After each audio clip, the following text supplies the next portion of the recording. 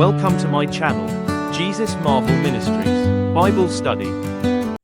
ప్రభునందు ప్రియమైన వారలారా, ఈ ఉదయకాల సంబంధు దేవుని యొక్క వాక్య భాగాన్ని మనం పరిశీలనగా గమనించినట్లయితే యెషయా గ్రంథము 60వ అధ్యాయము యొక్క 12 వచనములను పరిశీలనగా చూసినట్లయితే, నీకు వెలుగు వచ్చున్నది, లెమ్ము తేజరిల్లుము, యెహోవా మహిమ నీ మీద ఉదయించును. దేవుడు అంటున్నాడు, మన మీదకి వెలుగు వచ్చున్నది, మనల్ని లెమ్ము తేజరిల్లుము అని పిలుస్తూ ఉన్నాడు. దేవుని బిడ్డలారా, లెమ్మంటే అర్థమైంది, మనం ఎక్కడైతే ఏ స్థితిలో అయితే చీకటి సంబంధమైన కార్యాల్లో, పాపపు సంబంధమైన లోక సంబంధమైనటువంటి ఆశలలో చిక్కుకొని పడద్రోయబడి ఉన్నామో అక్కడి నుంచి మనల్ని లెమ్మని దేవుడు చెప్తుంటున్నాడు. అపవాది యొక్క ప్రధానమైన పని ఏందండి? నిరంతరం మనల్ని పడద్రోయటమే. కనుక పడిపోయే స్థితి ఎవరి ద్వారా కలుగుతుంది, ఎవరి వలన మనం పడిపోతుంటున్నామో మనం తెలుసుకోగలగాలి. ఎక్కడ పడిపోయామో, ఏ స్థితిలో పడిపోయామో, ఎవరి ద్వారా పడిపోయామో తెలుసుకొని మనము ఆత్మీయంగా నడుచుకునే వారు ఉండాలి. దేవుని బిడ్డలారా, లోకములో నీతిమంతుడు 7 మార్లు పడినా తిరిగి లేచునని పరిశుద్ధ గ్రంథం చెప్తా ఉంది. కనుక నీతిమంతుడు ఎన్నిసార్లు పడినా మళ్ళీ లేస్తాడు. ఒక వ్యక్తి నిజంగా నీతి గలవాడైతే, యథార్థత గలవాడైతే, పరిశుద్ధత గలవాడైతే, అపవాది మనల్ని ఎన్ని రీతులుగా పడద్రోయటానికి ప్రయత్నం చేసినా దేవుడు మళ్ళా మనల్ని లేవనెత్తుతాడని దేవుని వాక్యంలో మనం చూస్తుంటున్నాం. కనుక దేవుడు మన మీద వెలుగుని ప్రకాశింపజేసి ఉన్నాడు, వెలుగు వచ్చి ఉన్నదని చెప్తున్నాడు. నేను లోకమునకు వెలుగై ఉన్నాను, వెలుగు లోకములో ప్రకాశించున్నది కానీ చీకటి దాన్ని గ్రహింపకుండానని పరిశుద్ధ గ్రంథంలో మనం చూస్తున్నాం. కనుక వెలుగు వచ్చి ఉన్నది, వెలుగు ప్రకాశిస్తున్నది. అయితే మనం ఏ స్థితిలో ఉన్నాం ఆ స్థితిలో నుంచి మనం బయటకు వచ్చి ఆ యొక్క చీకటి సంబంధమైన బలహీనమైన స్థితి నుంచి మనం లేచి దేవుని సన్నిధికి వచ్చినట్లయితే, తేజరిల్లుము, యెహోవా మహిమ నీ మీద ఉదయించును. దేవుని మహిమ మన మీద ఉదయించడం ప్రారంభిస్తుంది ప్రియులారా. కనుక దేవుని యొక్క మహిమను మనం చూడగలుగుతాం. చూడుము, భూమిని చీకటి కమ్ముచున్నది, కటిక చీకటి జనములను కమ్ముచున్నది. యెహోవా నీ మీద ఉదయించున్నాడు, ఆయన మహిమ నీ మీద కనబడుచున్నది. భూమి నిండా కటిక చీకటి కమ్ముచున్నది. కనుక ప్రియులారా, ఈ చీకటి ఆవరించినటువంటి ఇండ్లలో, కొన్ని ఇళ్లలో చీకటి ఆవరించి ఉంటుంది. ఆ చీకటి సంబంధమైన ఆవరింపు ఎప్పుడైతే మన ఇంటిని ఎక్కువగా కటిక చీకటి ఎక్కడైతే ఆవరించి ఉంటుందో అక్కడ చీకటి కార్యాలు ఎక్కువ జరుగుతూ ఉంటుంటాయి. అంటే అపవాది చీకటి సంబంధి. అందుకే ప్రారంభ దినాల్లో మీరు గమనించినట్లయితే ప్రియులారా, భూమి నిరాకారముగాను శూన్యముగాను మరి చీకటి కమ్యూనదని భూమి నిండా రాయబడతా వచ్చింది. అయితే ప్రభువైన యేసుక్రీస్తు వారు ఎప్పుడైతే ఈ భూలోకానికి ఉద్భవిస్తూ వచ్చుంటున్నాడో ఆయన ద్వారా చీకటి అంతా కూడా వెళ్ళగొట్టబడతా వచ్చింది. ఈ రోజున మీ కుటుంబంలో ఏమైనా చీకటి ఆవరించి ఉన్నదా? చీకటి సంబంధమైన కార్యాలు ఏమైనా మీ ఇంట్లో జరుగుతున్నాయా? ఇలాంటి పరిస్థితి ఏదైనా ఉంటే దేవుని సన్నిధిలో ఆ తేజరిల్లేవారుగా, లేచేవారుగా, దేవుని సన్నిధిలో మరి కన్నులెత్తి ఆయన తట్టు చూసేవారుగా మనం ఉండాలండి. అందుకే జనములు నీ వెలుగునకు వచ్చెదరు, రాజులు నీ ఉదయకాంతికి వచ్చెదరు, కన్నులెత్తి చుట్టూ చూడుము. దేవుని వాక్యం చెప్పబడతా ఉంది. జనములు ఆయన వెలుగునకు వచ్చేస్తారు. ప్రియులారా, మరి రాజులు సహా ఆయన ఉదయకాంతికి వచ్చేస్తారని లేఖనాల్లో చూస్తుంటున్నాం. కనుక రాజులైనా సరే చీకటి ఆవరిస్తే ఏం చేయగలరు? ఎలా జీవించగలరు? వారి జీవితం ఎట్లా? కష్టతరమైన పరిస్థితి కదా. కనుక రాజులు సహా మరి ఎలాగూ మరి వారి జీవితం ఆలోచన చేస్తూ ఉంటే ప్రియమైన వారలారా, రాజులైనా మరి రాజరికాలతో ఉన్నటువంటి వారైనా ఎవరైనా గృహాల్లో, కుటుంబాల్లో చీకటి ఆవరించినటువంటి సందర్భాలు ఉన్నప్పుడు వారి జీవితము నష్టపోతూ వస్తారు. అందుకనే ప్రియులారా, రాజులు సహా వెలుగునకు ఆకర్షితులై దేవుని సన్నిధికి వస్తారని రాయబడుతూ వస్తుంది. కన్నులెత్తి చుట్టూ చూడుము, వీరందరూ కూడుకొని నీ వద్దకు వచ్చుచున్నారు. నీ కుమారులు దూరం నుండి వచ్చున్నారు. నీ కుమార్తెలు చంకనెత్తబడి వచ్చుచున్నారు. కనుక ప్రియులారా, దూరం నుండి కూడా దేవుడు తన సన్నిధికి తన కుమారులను తన కుమార్తెలను చంకనెత్తబడి మరీ వచ్చుచున్నారని లేఖనాల్లో చూస్తుంటున్నాం. కనుక కన్నులెత్తి పరమందున దేవుని తట్టు మన కన్నులెత్తి ఆయన వైపు మనం చూసినట్లయితే ఆయన అనేక మందిని ఆయన సన్నిధికి నడిపించే దేవుడు, గొప్ప దేవుడు. ప్రియులారా, పాపులను రక్షించడం క్రీస్తు లోకమునకు వచ్చిన మాట నమ్మదగినది, అది పూర్ణాంగీకారమునకు యోగ్యమైనదని పరిశుద్ధ గ్రంథంలో చెప్పబడుతోంది. కనుక లోకరక్షకుడిగా యేసుప్రభు వారు వచ్చున్నాడు. ఆయన సర్వమానవాళిని అంటే ప్రియులారా దూరమున ఉన్నటువంటి వారిని కూడా ఆయన సన్నిధికి నడిపించడానికి ఆయన లోకానికి వచ్చాడు. కనుక మునుపు దూరస్తులం, ఇప్పుడు సమీపస్తులం. దూరస్తులం అంటే ఎందుకు మనం దూరస్తులం అయిపోయాం? ఒకప్పుడు పాపము చేయటం ద్వారా మనం దేవునికి దూరం అయిపోయాం. అయితే ఇప్పుడు దేవునికి సమీపస్తులుగా చేయబడతా వచ్చాం.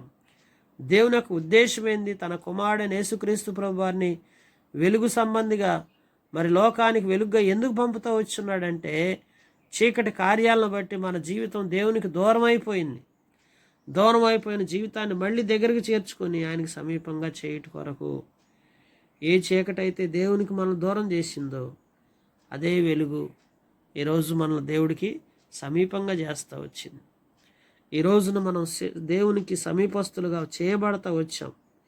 అందుకే ప్రియులారా, నీవు చూచి ప్రకాశింతువు, నీ గుండె కొట్టుకొని ఉప్పొంగును, సముద్ర వ్యాపారం నీ వైపు తిప్పబడును, జనముల ఐశ్వర్యం నీ వద్దకు వచ్చును. చూచి ప్రకాశిస్తావు. గుండె కొట్టుకుంటుందంట, ఉప్పొంగుతుంది. ఎందుకు గుండె కొట్టుకుంటున్నది? ఉప్పొంగుతున్నాం అంటే ఆత్మీయ ఆనందంతో ఉప్పొంగిపోతుంటున్నాం. ఎందుకంటే సముద్ర వ్యాపారము నీ వైపు త్రిప్పబడును. సముద్రంలో జరిగే వ్యాపారం ఎంతో పెద్ద వ్యాపారం. అలాంటి వ్యాపారాలని దేవుడు నీ తట్టు తిప్పుతాడంట. జనముల ఐశ్వర్యం అంతా తీసుకొచ్చి నీ వద్దకు వచ్చిందంట. దేవుడు ఆజ్ఞాపిస్తే ఎక్కడెక్కడ ఐశ్వర్యం అంతా నీ వద్దకు వచ్చేస్తుందని రాయబడతా వచ్చింది. ఒంటెల సమూహము, మిద్యాను, ఎయిఫాల లేత వంటలు నీ దేశం మీద వ్యాపించును. వారందరూ షేబా నుండి వచ్చిదరు.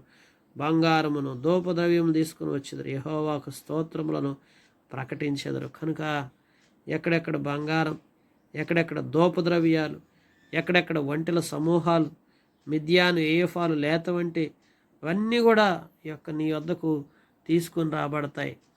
నీ కొరకు దేవదారు మరి కేదారు గొర్రెల మందలన్నీ కొడుకును, నెబాయోతు పొటేళ్లు నీ పరిచర్యకు ఉపయోగములగును.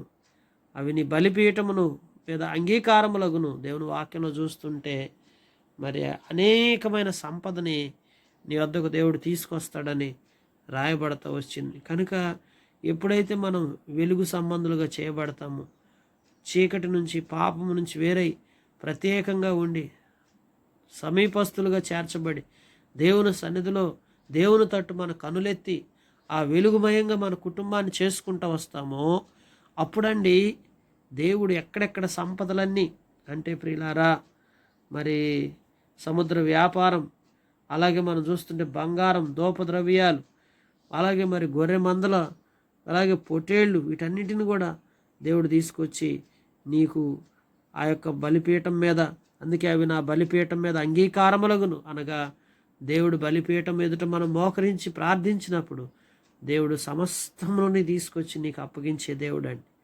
అందుకే నా శృంగార మందిరమునకు నీకు శృంగారించేదను, మేఘం వలనే ఎగయ గోవలన గోళ్లకు ఎగసి వచ్చు. వీరెవరు? చూడండి, శృంగార మందిరం, దేవుని మందిరం అంటే ఆత్మ సంబంధమైన మహిమ చేత నింపబడిన శృంగారించబడిన మందిరం. శరీర సంబంధమైన శృంగారం కాదు అక్కడ కనపడాల్సింది. ఆత్మ సంబంధమైన మహిమతో కూడిన శృంగారం మందిరంలో ఎప్పుడైతే ఉంటుందో ప్రియులారా, మేఘం వలె ఎగయు గొవ్వలను గోళ్లకు ఎగసి వచ్చు. వీరెవరు? దేవుని వాక్యంలో చూడండి, ఎగయు గొవ్వలను మనం గోళ్లకు చేరేటువంటి వారుగా నీ దేవుడైన యెహోవా నామమును బట్టి ఆయన నిన్ను శృంగారించినందున ఇశ్రాయేలు పరిశుద్ధ దేవుని నామమును బట్టి దూరము నుండి నీ కుమారులను తమ వెండి బంగారములను తీసుకుని వచ్చుటకు ద్వీపములు నా కొరకు కనిపెట్టుకొనుచున్నవి. దేని వాక్యంలో చూడండి, యెహోవా నామమును బట్టి ఆయన నిన్ను శృంగారించినందున. మన శృంగారం ఏంటండి? ఎందుకు మనం దేన్ని బట్టి శృంగారించుకున్నాం? అన్ని నామముల కంటే పైనామం యేసునామం. ఎందుకంటే ఆయన నామం పరిశుద్ధమైన నామం, ఆయన నామం ఘనమైన నామం, ఆయన నామం ఉన్నతమైన నామం అండి. ఆయన నామము అన్ని నామముల వంటిది కాదు. అలాంటి నామాన్ని నువ్వు తెలుసుకున్నావు. ఇదే నీకున్న శృంగారం. అందుకే దేవుని మందిరం దేని చేత శృంగారించబడిందంటే ఇశ్రాయేలు పరిశుద్ధ దేవుని నామమును బట్టి శృంగారించబడతా వచ్చింది. అలాగే నీవు దేని చేత శృంగారించబడతా వచ్చావంటే ఇశ్రాయేలు పరిశుద్ధ దేవుడిని నీ హృదయంలో చేర్చుకున్న దాన్ని బట్టి నీవు శృంగారించబడతా వచ్చావు. నీలో ఉన్న శృంగారం ఏంటంటే పరిశుద్ధత. నిజంగా ప్రియులారా, ఇట్టి పరిశుద్ధతలోకి మనం ఎప్పుడైతే నడిపించబడతా వచ్చామో దేవుడు మనల్ని చూడండి, మన జీవితాన్ని ఎంతటి ఆశీర్వాదకరంగా చేస్తూ వస్తాడంటే అంతటి ఆశీర్వాదకరంగా. నీ హృదయంలో యేసు ప్రభువుని చేర్చుకున్నావా? నీ హృదయంలో ఉన్న చెడుతనాన్ని, పాపాన్ని విడిచిపెట్టేశావా? చీకటి సంబంధమైన కార్యాలను నీ కళ్ళతో చూడకుండా, నీ నోటితో మాట్లాడకుండా, నీ హృదయంలో వాటి గురించి తలంచకుండా ఎప్పుడైతే నువ్వు చీకటి కార్యాలను సంపూర్ణంగా నీలోంచి తొలగించి వేసుకొని ఉన్నతమైనటువంటి శృంగారభరితమైనటువంటి యేసుక్రీస్తు ప్రభు వారి నామాన్ని, వెలుగుమయమైనటువంటి ఆయన నామాన్ని హృదయంలో నువ్వు చేర్చుకుంటావో అప్పుడు నీకు ఆశీర్వాదం. అప్పుడు నీకు ఎక్కడెక్కడ ఐశ్వర్యం తీసుకొచ్చి దేవుడు నీకు ఇవ్వటం ప్రారంభిస్తాడు. బంగారానికి కొద ఉండదు, ధూపద్రవ్యాలు వెండితో నింపుతాడు. లేఖనాల్లో చూస్తుంటున్నప్పుడు అందుకే అంటాడు, తార్షీషు మోడలు మొదట వచ్చుచున్నవి, దేవుని వాక్యంలో చూడొచ్చు. ద్వీపములు నా కొరకు కనిపెట్టుచున్నవి, అన్యులు నీ ప్రాకారములకు కట్టుదురు. చూడండి, ప్రాకారాలు కట్టబడతా వస్తాయి. రాజులు నీకు ఉపచారం చేయటం ప్రారంభిస్తారు.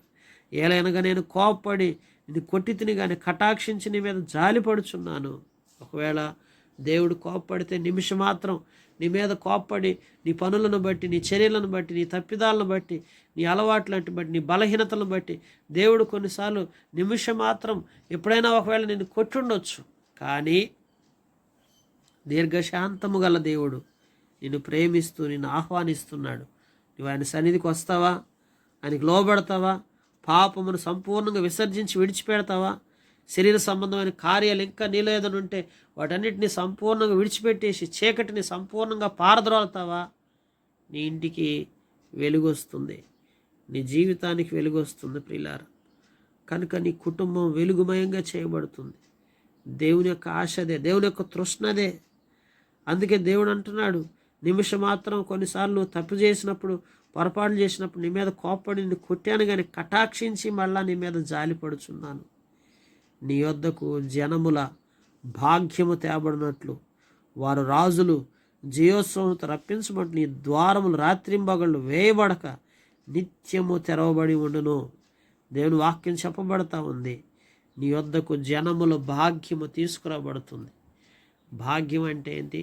భాగ్యవంతులం కదా దేవుని బిడ్డలారా. మరి ఐశ్వర్యము, గొప్పతనము అన్నీ ఆయనలోనే గుప్తములై ఉన్నాయండి. సకల సంపదలు ఆయనలో గుప్తములై ఉన్నాయి. సకల ఆశీర్వచనాలకు ఆయన కారణభూతులైన దేవుడు. కలిగి ఉన్నది ఏది ఆయన లేకుండా కలగలేదు. కనుక దేవుడు నీకు సమస్తం ఇస్తాడు, నీకు సంపదలు ఇస్తాడు, ఐశ్వర్యాన్ని ఇస్తాడు, జనముల భాగ్యమంతా తీసుకొచ్చి నీ దగ్గర తీసుకొచ్చి నీకు అప్పగిస్తాడు. నిత్యము నీ ద్వారాలు రాత్రి పగళ్ళు వేయబడకుండా తెరవబడి ఉండును.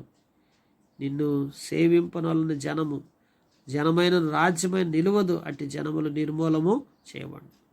కనుక దేవుని సేవింపలేకపోతే అట్టి రాజ్యాలు నిలబడవండి, అట్టి కుటుంబాలు, అట్టి వ్యక్తులు నిలవనేరరు. ఎందుకంటే ఖచ్చితంగా మనం నశించిపోతాం. దేవుని బిడ్డలారా, ఏ ఒక్కరు నశించిపోవటం దేవుని చిత్తము కాదు. కనుక భూలోకంలో మనం వెండి బంగారాలను, ఐశ్వర్యమును, సంపదలను, భాగ్యాన్ని మనం అనుభవించే వారికి దేవుడు మనల్ని చేస్తాడు. అంత మాత్రమే కాదండి, ఆయనకు మనం వెలుగు సంబంధులకు ఎప్పుడైతే మనల్ని మనం హృదయంలో ఉన్న చీకటిని తొలగించుకొని ఆయనకు లోబడతామో ఆయన నిత్య రాజ్యంలో నీకు శాశ్వతమైన జీవితాన్ని ఇవ్వటానికి ఇష్టపడుతున్నాడు. ఈ మధ్యకాలంలో మరి బంగారం కూడా క్యారెట్స్ మార్చేస్తున్నారని గవర్నమెంట్స్ అనౌన్స్ చేస్తూ ఉంటున్నాయి. అంటే 24 క్యారెట్ల నుంచి 22 క్యారెట్లు వచ్చింది. ఇప్పుడు ఈ మధ్యకాలంలో మరి 9 క్యారెట్స్తో కూడా గోల్డ్ తయారు చేస్తున్నారంట.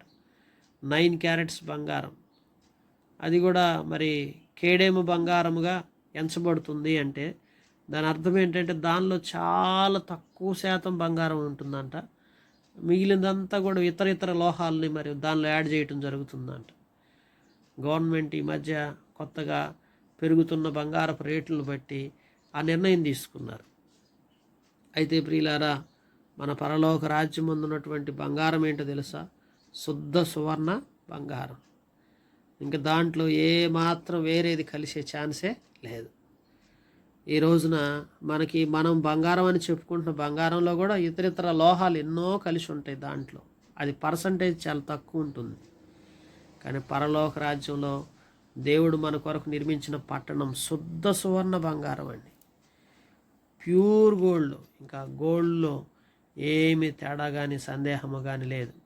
అలాంటి శుద్ధ సువర్ణ పట్టణంలో నన్ను ఉంచడానికి దేవుడు పాపం విడిచిపెట్టి రమ్మని నిన్ను ఆహ్వానిస్తున్నాడు.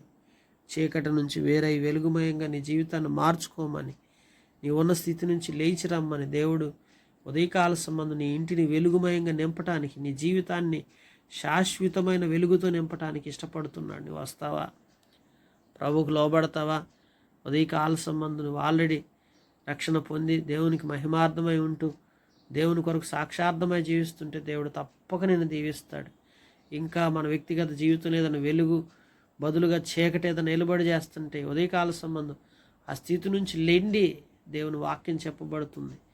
అక్కడే మాకు అక్కడే ఉండి నష్టపోవద్దు. ఆ చీకటి కార్యాలను బట్టి నీ జీవితాన్ని ఎంతవరకు నష్టపరుచుకున్నది చాలు. ఇంకా ప్రభుకి అప్పగించుకో, ప్రభు చేతికి అప్పగించుకొని, ప్రభు సన్నిధికి లోబడి, ప్రభు చిత్తాన్ని తెలుసుకొని, ప్రభు యొక్క ఉద్దేశాలను గుర్తెరిగి, ప్రభు ఏం చెప్తుంటున్నాడో ఆ రీతిగా నువ్వు నడిపించబడినట్లయితే, అందుకే ఆయన వెలుగులోనున్న ప్రకారం మనము కూడా వెలుగులో నడిచినడలా మనం అన్యోన్య సహవాసము కలవారమైందు అని 1 యోహానులో రాయబడిన మాట. ప్రియులారా, కనుక దేవునితో అన్యోన్య సహవాసం, ఆయన వెలుగు సంబంధి, ఆ వెలుగులో నువ్వు కూడా నడవాలి. నీలో ఆ చీకటి ఏమాత్రం వెలుబడి చేయకుండా ఎప్పుడైతే అన్యోన్య సహవాసము కలిగిన వ్యక్తిగా నువ్వు నడుస్తూ వస్తావో అప్పుడు దేవుడు నిన్ను దీవించడం ప్రారంభిస్తాడు. కనుక ప్రియమైన వాళ్ళ రేహలోకములో ఏది నీ కొదవ కాకుండా అన్నిటినీ నీ వైపు తిప్పుతాడు. సముద్ర వ్యాపారాన్ని, ఐశ్వర్యాన్ని, వెండి బంగారాలను అన్నీ నీ వద్దకు తీసుకొస్తాడండి. అంత మాత్రమే కాదు, పరసంబంధమైన గొప్ప ఆశీర్వాదకరమైన రాజ్యంలో నీకు చోటు దక్కుతుంది. ఇంత గొప్ప అవకాశాన్ని పోగొట్టుకోకుండా ప్రభు పాదాల చెంతకొచ్చి మనమున్న స్థితిలో నుంచి లేచి ఆత్మీయ మేలు పొందులాగా దేవుడి మాటలు దీవించి మన గ్రహింపులో తీసుకొచ్చి మనకు సహాయం చేసి మనల్ని బలపరచునుగాక.